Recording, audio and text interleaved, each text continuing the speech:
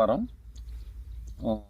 ఈ సంవత్సరం ఈ రబీలో 567 వెరైటీ తీసుకురావటం మేము వరి నాటే అనే ఆలోచనతో తీసుకొచ్చినాం. తర్వాత వేరే యూట్యూబ్ వేరే వాళ్ళ ఛానల్ చూసి వెదజల్లే పద్ధతిలో చూసిన తర్వాత నేను కూడా ఆ వెదజల్లే పద్ధతి ఎన్నుకోవడం జరిగింది.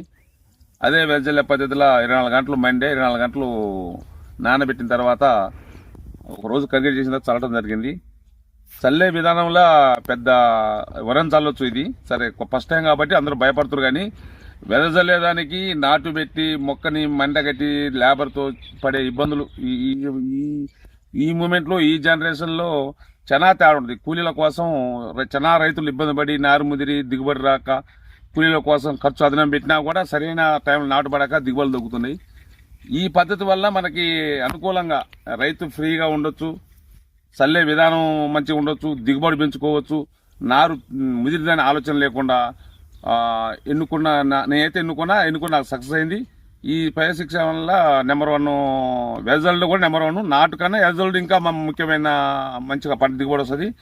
ఫస్ట్ టైం నేనైతే ఎకరానికి ఒక కట్ట కాంప్లెక్స్ 20 వాడినా, 2 సార్లు అరకట్ట యూరియాతో యూజ్ చేసిన. ఇంతవరకు అయితే 20 మంది అయితే స్ప్రే చేయలేదు.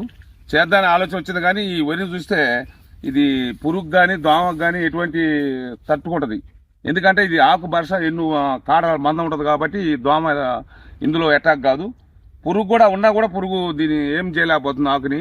ఎందుకంటే ఆకు మీద ఒక రాపిడి, మీరు ఒకసారి ఆకుని ఇట్లా చూసినట్టయితే దీనికి స్పర్శ ఉంటుంది. ఇట్లా చూసినట్టయితే వేరే వెరైటీకి ఈ వెరైటీకి ఈ తేడా. పురుగు కూడా ఏం అటాక్ కాదు, భయపడే అవసరం, పురుగు ఏం నష్టం చేయదు.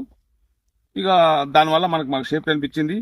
ఇక నేను కంటిన్యూగా ఇదే ఇతరాన్ని రబీ ఖరీఫ్ కూడా వాడదాని ఆలోచనలో ఉన్నా.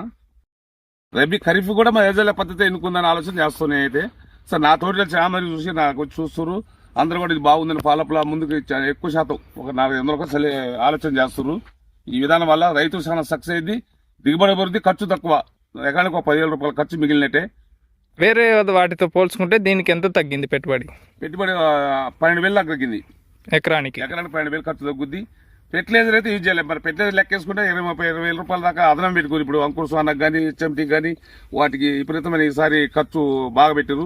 నేను ఈ వేరటికి అయితే ఇంతవరకు ఏ మందు స్ప్రే చేయలేదు. ఇప్పుడు దాకా మీరు ఎకరాకి ఎంత పెట్టుబడి పెట్టినారు? ఎకరాకి వేరే కట్ట ఒక 1,200, ఇది ఒక 300, 1,500 పెట్టుబడి. ఎకరానికి 1,500. ఎకరానికి ఖర్చులు అంటే అది ఆల్రెడీ అందరికి ఉంటాయి. దమ్ము చేయడం, టార్ ఖర్చు, కూలి కూడా ఇవ్వలేదు. నా సొంత ఏదో నేను చల్లుకున్నా. కలుపు కూడా కలుపు మందులు నెంబర్ 1 ఉన్నాయి. కలుపు మందులు దానికి భయపడాల్సిన అవసరం లేదు. కలుపు మందులకు భయపడిన కలుపు మందులు వచ్చినాయి మనకి. ఒక్కసారి స్ప్రే చేసుకుంటే 20 రోజులకి నెంబర్ 1 ఆడ భార్య రాకుండా వ్యవసాయం చేయొచ్చు.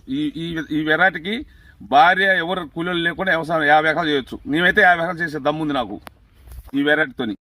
ఈ పద్ధతిలో ఒక రైతు 50 ఎకరాలు చేయొచ్చు. ఇంకొక విషయం ఏంటంటే దీనికి తెగుళ్ళు వస్తాయని భయపడాల్సిన అవసరం లేదు. తెగుళ్ళు వచ్చినా తట్టుకుంటది.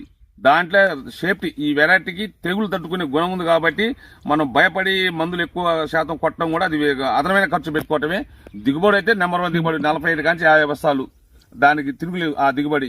ఎందుకంటే ఫస్ట్ టైం కాబట్టి ఈ రోజు కనుక నేను ఈ సీజన్ ఇంకో నెలకు వస్తాను ఆ పొలాన్ని దిగుబడి ఇస్తే ముందుకు నేను పబ్లిక్ చేద్దాం అనుకున్నా.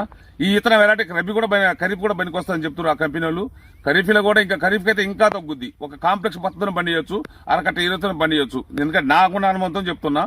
ఎటువంటి తెగులు వస్తాయని భయపడవచ్చు, తొందరపడి మందులు స్ప్రే చేయొద్దు. ఏ తెగులు కూడా దీన్ని ఏం తట్టుకోలేదు. ఆ తట్టుకునే గుణం ఉంది దీనికి. తొందరపడి మందులు స్ప్రే చేయడం మనం అదనమైన ఖర్చు పెట్టుకోవటమే, భయపడాల్సిన అవసరం లేదు. ఇదైతే సేఫ్టీ, తెగులు తట్టుకునే గుణం ఉన్న విత్తనం అంటే ఇది ఒకటే నాకు తెలిసి. అంటే వెరైటీలు వస్తున్నాయి, కానీ ఈ వెరైటీకి అయితే భయపడాల్సిన అవసరం లేదు. 45 నుంచి 50 బస్తాలు రావచ్చు. 50 క్రాస్ అయితే అంటారు, కానీ నేనైతే 45 దగ్గరదని ఆలోచన చేస్తాను.